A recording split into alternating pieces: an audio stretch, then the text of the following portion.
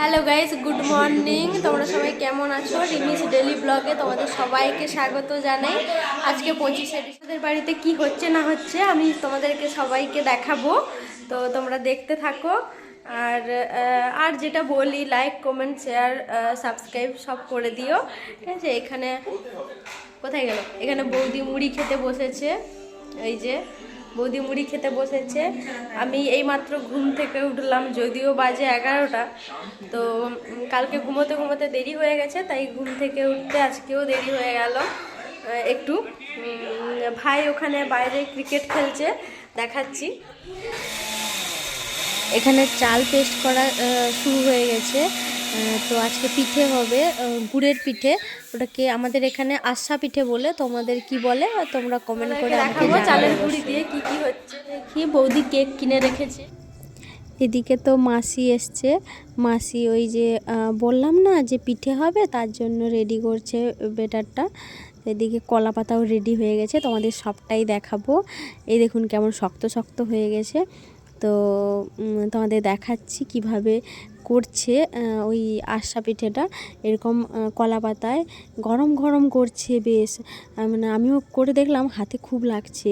বৌদি আর মামি করে এই যে কলা পাতার উপরে গোল গোল করে চ্যাপটা চ্যাপটা করছে, কিন্তু খুবই গরম। আমি হাত দিয়ে দেখলাম খুবই গরম।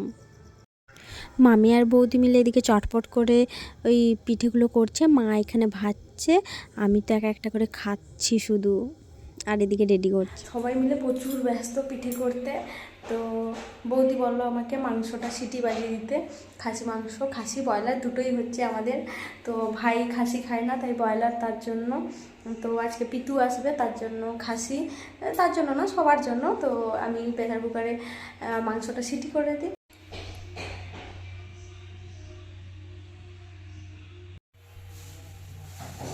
এই যে প্রেসার কুকারের জলটা গরম করতে বসিয়ে দিচ্ছি। তো গরম করা হয়ে গেলে তারপরে মাংসটা সিদ্ধ করে নেব, তারপরে বৌদি এসে করে রান্না করবে।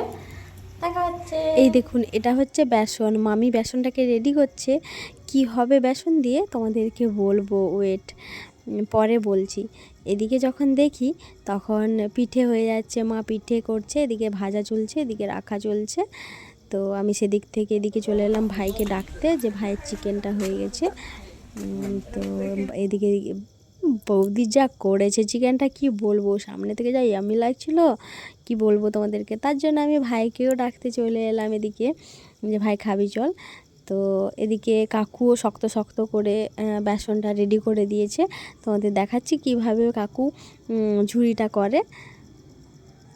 এই দেখুন, এইভাবে কাঠের একটা কি আছে, ওটা দিয়ে কানা কানা করে দিয়েছে।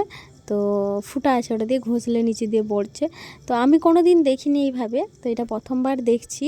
তো আমার তো বেশ খুবই ভালো লাগছে সামনে থেকে দেখতে। তোমরাও, আমি পুরো ব্লগ, মানে এই ঝুড়ির একটা ব্লগ করব পরে করে, তোমাদেরকে দিব, দেখাবো, লিঙ্কটা দিব। তো তোমরা দেখবে কিভাবে ঝুড়ি করা হয়, ঠিক আছে?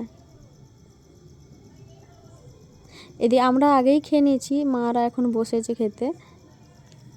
আমার ছোট্ট ব্লগ তোমরা দেখো, সবাই সাবস্ক্রাইব করো, লাইক করে দিও। টাটা।